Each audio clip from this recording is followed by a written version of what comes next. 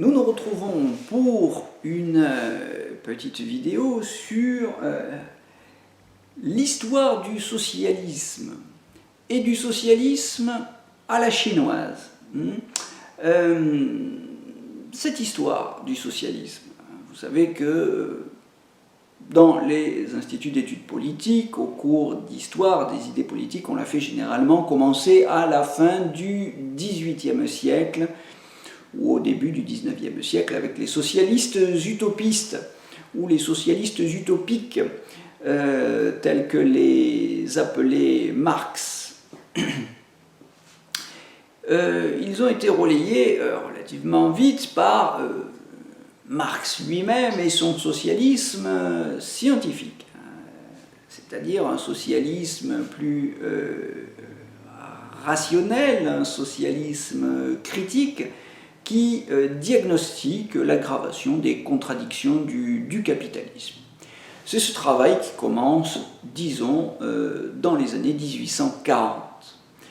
Il se prolonge tout au long du XIXe siècle et donne lieu à une première interprétation originale en Russie, l'interprétation léniniste, et c'est la version marxiste-léniniste du socialisme.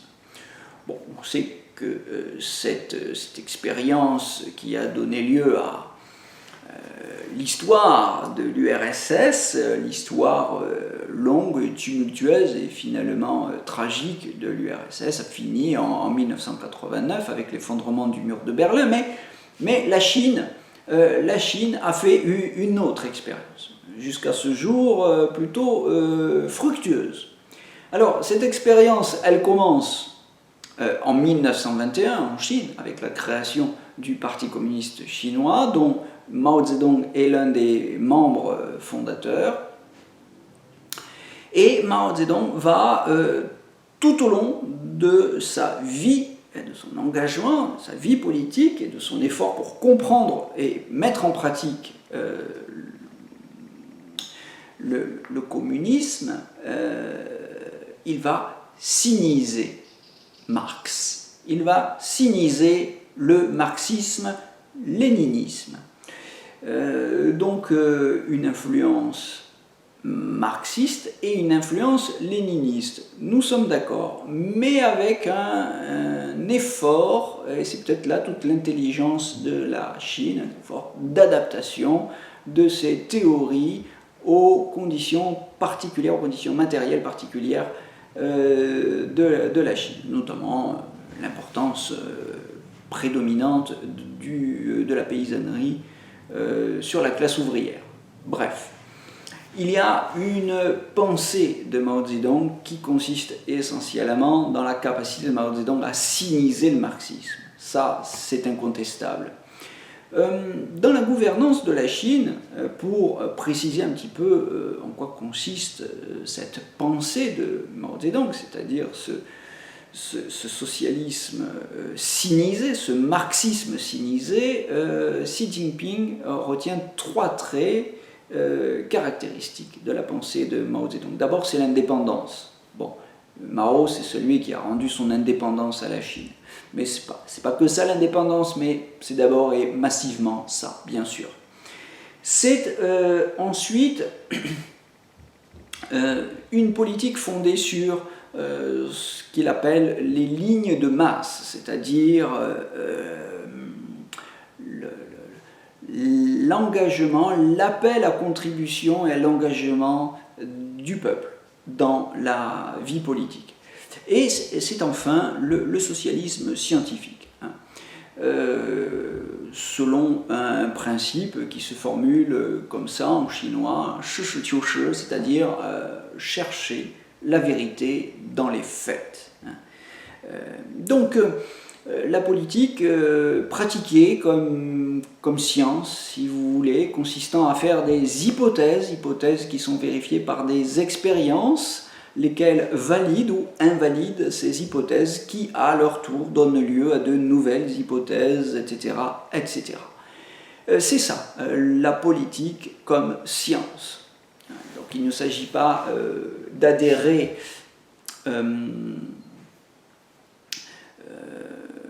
de manière idéologique, et j'allais dire un petit peu superstitieuse à une doctrine, mais il s'agit de vérifier dans les faits et par les faits, à l'épreuve des faits, à l'épreuve du feu, la consistance, la vérité des théories qu'on propose.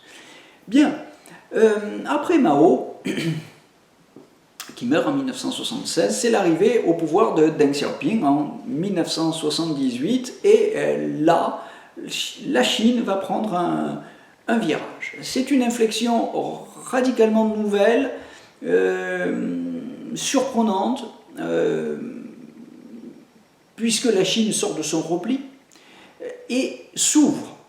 Et Deng Xiaoping, c'est le père de la réforme et de l'ouverture. Geige-Kaufmann, réforme et ouverture. C'est aussi, et on ne le dit pas assez, mais pour nous qui devons insister ici dans le cadre d'un petit propos sur l'histoire du socialisme, Deng Xiaoping, c'est le père de la notion de socialisme à la chinoise, une expression qui n'est pas sortie de la bouche des journalistes ou de je ne sais quel politiste. Mais c'est une théorie élaborée par Deng Xiaoping lui-même. Théorie qu'il a édifiée et qu'il appelle ses successeurs, qui seront Jiang Zemin et Hu Jintao, à consolider et à développer, ce qu'ils feront effectivement. Alors, cette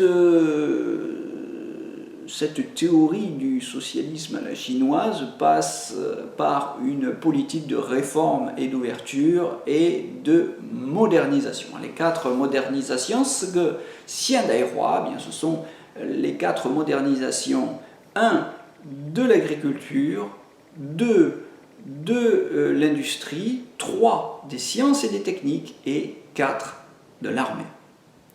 Bien. Jiang Zemin, avec sa théorie des 3 représentations, ou des 3 représentativités, ou des 3 représentations Sangdaibiao en chinois, va prolonger la politique de Deng Xiaoping.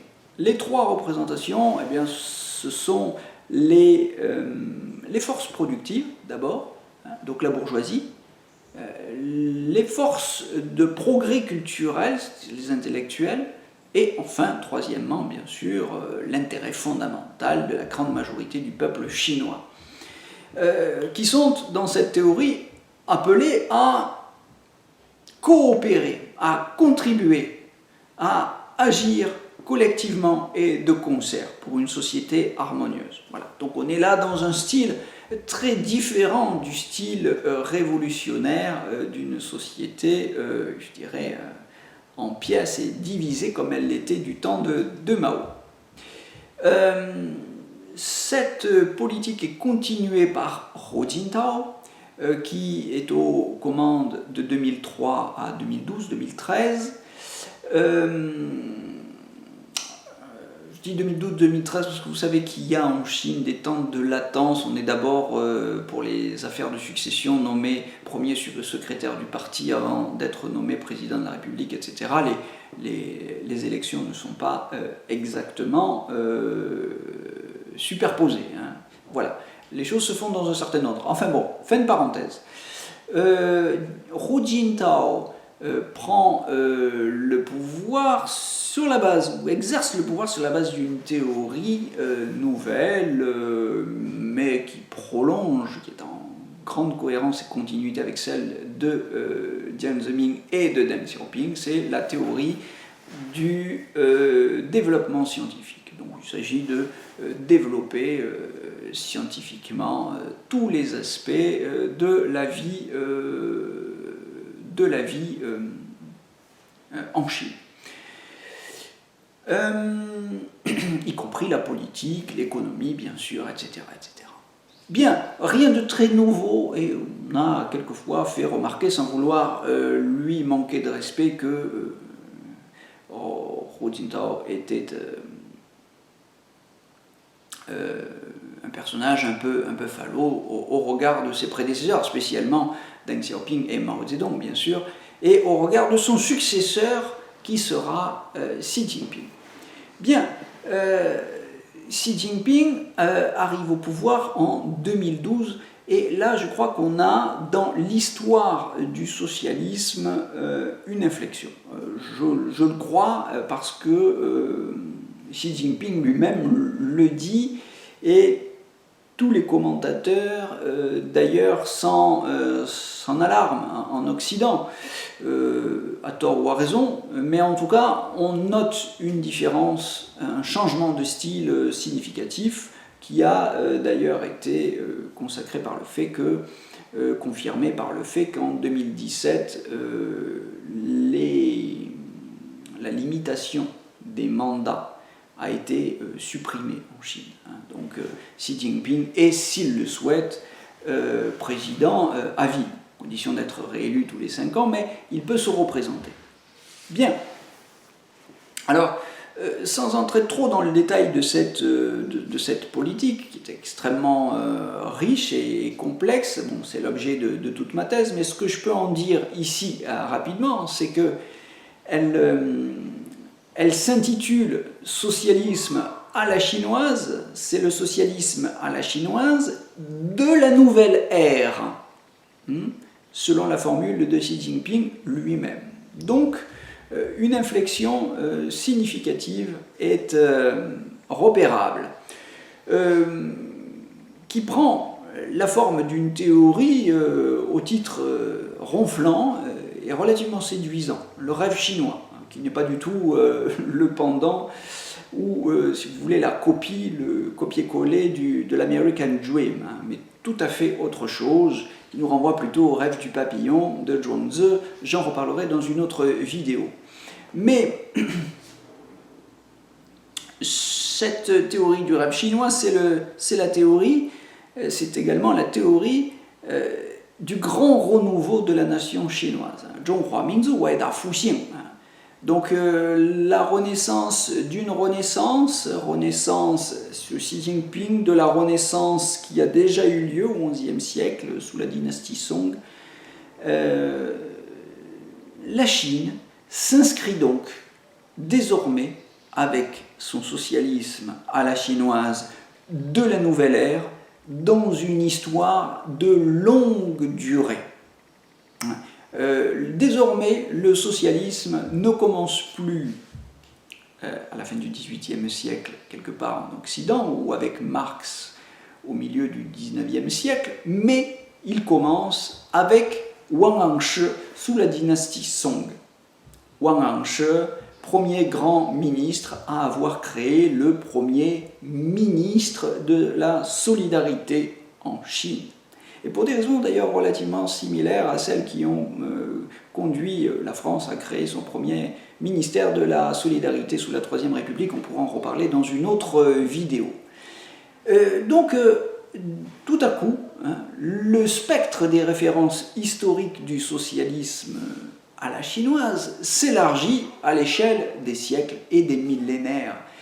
On peut même dire des millénaires, puisque au cœur de cette théorie du socialisme à la chinoise, il y a la notion de société de moyenne aisance, Xiaokrangsheri, qui est une notion d'inspiration confucéenne ou confucianiste, qui nous vient du livre des rites.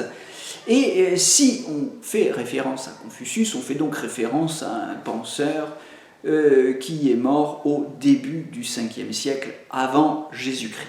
Voici que tout à coup, nous avons donc affaire à l'histoire d'un socialisme à la chinoise, d'inspiration millénaire, dont les racines se trouvent chez Wang Anshi, XIe siècle, ou chez Confucius, 5e siècle avant Jésus-Christ.